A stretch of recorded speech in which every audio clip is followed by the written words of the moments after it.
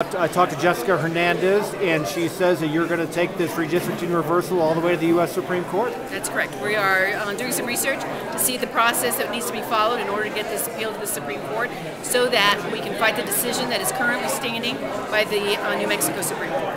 And Jessica said this isn't necessarily time specific, but it's more like a long-term thing. You want to make sure that this doesn't stay on the books because you think it was a bad decision. Absolutely. The decision made by the New Mexico Supreme Court is a decision that can stay on the books if not challenged. And so we want to make sure in federal district court we're dealing with what is immediately has to take place, but also long-standing, we want to make sure that the decision of the New Mexico Supreme Court doesn't stand for decades to come.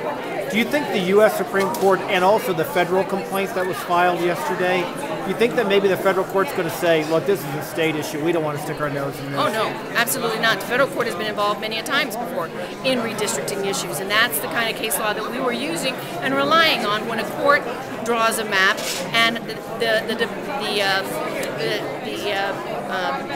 size of the population diversity and what is important in making that map. We wanted to make sure we were following federal law because a court was drawing the map, not the legislature.